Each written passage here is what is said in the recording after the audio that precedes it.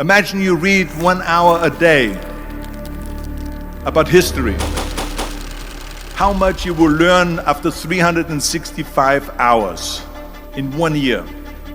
Think about if you study about the history of musicians, of composers, how much you would know. Well, it's one for the money. Imagine if you would work on a business, on some business that you want to develop every day for an hour. Imagine how further along you will go. We don't have the time. We have 24 hours a day. We sleep 6 hours a day, so that gives you still 18 hours.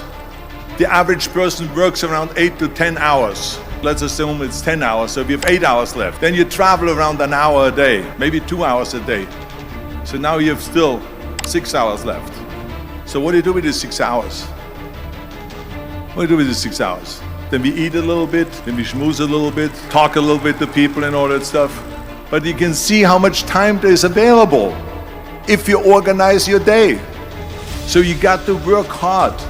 I mean, let me tell you something. When I went to America, I went to college, I went and worked out 5 hours a day, and I was working on construction, because in those days in bodybuilding there was no money.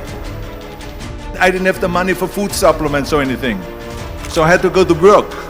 So I worked on construction, I went to college, I worked out in the gym, and at night from 8 o'clock at night to 12 midnight, I went to acting class 4 times a week. So I did all of that. There was not one single minute that I wasted. And this is why I'm standing here today. And it drives me crazy when people say that they don't have enough time to go to the gym for 45 minutes a day and work out. Or to do something for 45 minutes to an hour a day to improve. If it is physically improve, or if it is mentally to improve. I became very friendly with Muhammad Ali in the 70s. And Muhammad Ali worked his butt off. And I saw it firsthand. And I remember that there was a sports writer that was there in the gym when he was working out and he was doing sit-ups. And they asked him, how many sit-ups do you do? And he said, I don't start counting until it hurts. Now think about that. He doesn't start counting his sit-ups until he feels pain. That's when he starts counting. That is working hard. And so you can't get around the hard work. It doesn't matter who it is. As a matter of fact, I believe what Ted Turner said, work like hell and advertise. Work like hell, go to bed, early to rise, work like hell and advertise. So you work your ass off and then you let the world know about your work. That's what it is all about. Let people know. If you have a company, if you have a movie, if you do sports, work your ass off, but then advertise and let everyone know. The first rule of success is to have a vision. You see, if you don't have a vision of where you go, and if you don't have a goal where you go, you drift around and you never end up anywhere. Born in 1947 in Austria after the Second World War. And I didn't really like Austria when I grew up. I couldn't wait to get out of there. I couldn't see myself becoming a farmer or a worker in a factory or anything like that.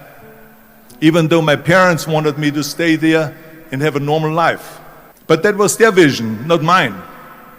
My vision was totally different. I felt that I was born for something special, for something unique, for something big. So I was searching. I saw a bodybuilding magazine that had Reg Park on the cover. Reg Park was then a 3-time Mr. Universe. And I saw him on the big screen as Hercules. And on the cover it said, how Reg Park, Mr. Universe, became the Hercules star. I read that and I said to myself, wow, this is the blueprint for my life. This is exactly what I want to do. I want to become a bodybuilding champion just like Reg Park. So people always ask me, when they saw me in the gym in the pumping iron days, You say, why is it that you're working out so hard? 5 hours a day, 6 hours a day, and you have always a smile on your face. The others are working out just as hard as you do, and they look sour in the face. Why is that? And I told people all the time, I said, because to me, I'm shooting for a goal. In front of me is the Mr. Universe title. So every rep that I do gets me closer to accomplishing that goal, to make this goal, this vision turn into reality.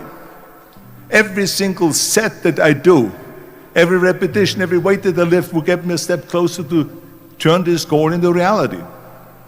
So I couldn't wait to do another 500-pound squat. I couldn't wait to do another 500-pound bench press. I couldn't wait to do another 2,000 reps of sit-ups. I couldn't wait for the next exercise, for the next half hour of posing and all the kind of things that you have to do to be a champion.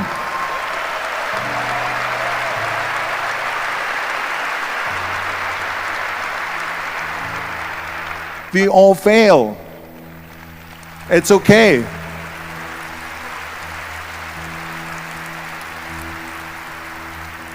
What is not okay is that when you fail, you stay down.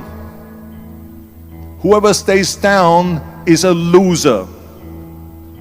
And winners will fail and get up. Fail and get up. Fail and get up. You always get up. That is a winner. That is a winner. I failed in bodybuilding. I lost bodybuilding competitions. I lost powerlifting competitions. I lost weightlifting competitions. I had movies that went in the toilet and that were terrible and got the worst reviews. And in politics, I remember I had many of the initiatives on the ballot, and we lost. My approval rating in California went down to 28%. And then it went back up again, and they won again the governorship. Hey, we all lose. We all have losses. This is okay. And this is why I say don't be worried about losing, because when you're afraid of losing, then you get frozen. You get stiff. You're not relaxed. You got to be, in order to perform well in anything, if it's in boxing or if it is on your job or with your thinking, is only happening when you relax. So relax. It's okay to fail. Let's just go all out and give it everything that you got. That's what it is all about. So don't be afraid to fail.